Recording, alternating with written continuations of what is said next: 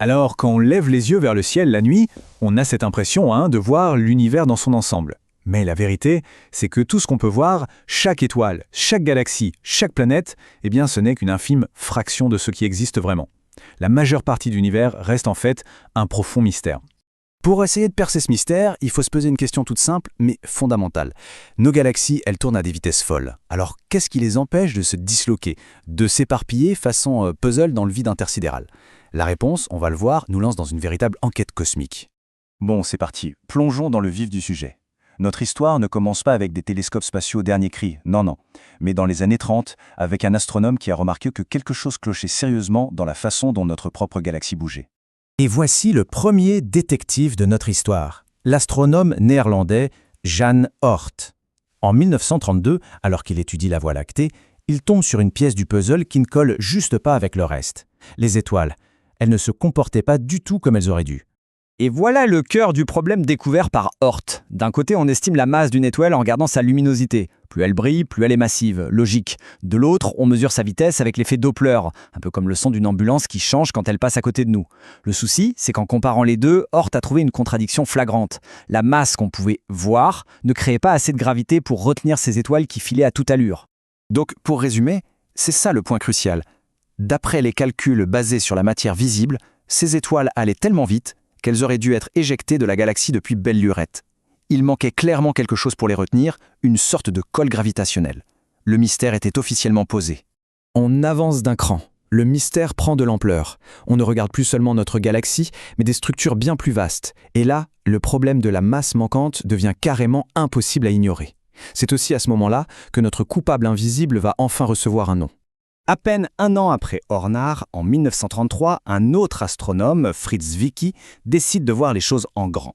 Lui, il ne s'intéresse pas à une seule galaxie, mais à un amas de galaxies entiers, l'amas de Coma. Et ce qu'il va découvrir là-bas, c'est juste stupéfiant. Le calcul de Zwicky est sans appel. Pour que l'amas de Coma puisse tenir en un seul morceau, il devait contenir, attention, 50 fois plus de masse que ce que l'on pouvait voir. 50 fois! Ce n'était plus une petite anomalie là. C'était un gouffre béant dans notre compréhension de l'univers. Et Zwicky ne s'est pas contenté d'identifier l'ampleur du problème. Il lui a aussi donné son nom, devenu célèbre depuis. Dunkle en allemand, que l'on traduit par matière noire. Il a émis l'hypothèse que c'était cette masse invisible qui fournissait la gravité manquante, la fameuse colle cosmique. Et pourtant, son idée, aussi géniale soit-elle, est complètement tombée dans l'oubli. Quand on regarde le nombre de fois où son article de 1937 a été cité par d'autres scientifiques, c'est frappant. Pendant près de 40 ans, sa découverte a été ignorée. Il a fallu attendre une nouvelle génération de chercheurs, et surtout de nouvelles technologies, pour que le monde s'y intéresse de nouveau. On arrive maintenant au grand tournant de notre histoire. Dans les années 70, la technologie a enfin rattrapé la théorie. Et une astronome incroyablement tenace va apporter la preuve que, cette fois, plus personne ne pourra ignorer. Voici Vera Rubin et son collègue Kent Ford. Ils ont utilisé un spectrographe tout nouveau, beaucoup plus puissant, pour mesurer avec une précision inégalée la vitesse de rotation des étoiles, notamment dans la galaxie d'Andromède, notre voisine. Et voilà le cœur de leur découverte. La physique classique, comme pour les planètes de notre système solaire, prédisait une chose. Les étoiles les plus loin du centre de la galaxie devraient tourner beaucoup plus lentement. Mais ce que Rubin a observé, c'était complètement différent. Les étoiles à la périphérie allaient aussi vite que celles proches du centre. Ça, c'est la preuve irréfutable, le graphique qui a tout changé. La ligne en pointillé, c'est la vitesse à laquelle les étoiles devraient aller si on ne compte que la matière visible. Mais la ligne pleine, ce sont les vraies mesures de Vera Rubin. Cette courbe de rotation plate, comme on l'appelle, allait à l'encontre de toute logique. Il n'y avait qu'une seule explication possible, la plus grande partie de la masse de la galaxie était invisible. Vera Rubin elle-même l'a résumé parfaitement. La conclusion est inéluctable. La masse, contrairement à la luminosité, n'est pas concentrée près du centre des galaxies spirales. En clair, ce que l'on voit n'est absolument pas représentatif de ce qui compose la galaxie. Bon, maintenant que l'existence de la matière noire est prouvée, la question c'est « mais qu'est-ce que c'est au juste ?» On passe de la preuve de son existence à l'établissement de son portrait robot. Qu'est-ce qu'on sait sur notre mystérieux coupable ? D'abord, pour se faire une idée de l'échelle, si on ne prend que la masse dans l'univers, la matière ordinaire, c'est-à-dire tout ce qu'on connaît, des étoiles aux êtres humains, ça ne représente que 20%. Les 80% restants, c'est de la matière noire. Elle est partout et elle domine complètement l'univers. Alors, voilà le profil du suspect.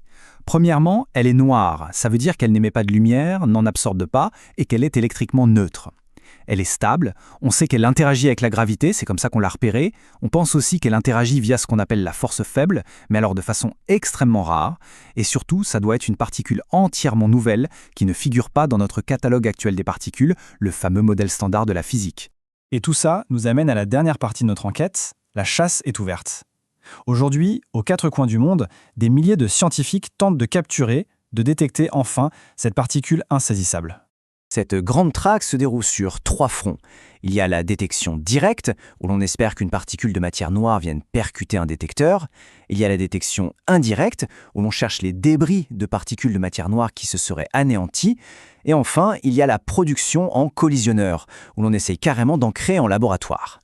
La détection directe, c'est une sacrée leçon de patience. Imaginez, des scientifiques construisent des détecteurs d'une sensibilité inouïe qu'ils enterrent très profondément sous terre pour les protéger des autres particules. Et là, ils attendent. Ils attendent le moment extrêmement rare où une particule de matière noire viendrait frapper un seul et unique atome dans leur machine. Pour que ce soit un peu plus concret, on estime que dans le volume d'une simple tasse de café, il y a en permanence environ une particule de matière noire. Elle est là, elle nous traverse en ce moment même. Mais comme elle interagit si peu, la détecter est un défi absolument immense. On termine donc là où on a commencé, avec un mystère. 80% de la masse de l'univers nous est invisible. Si on arrive à la découvrir, on ne résoudra pas seulement l'énigme des galaxies, on ouvrira un chapitre complètement nouveau de la physique. Alors la question reste ouverte. Que va-t-on bien pouvoir découvrir dans le noir ?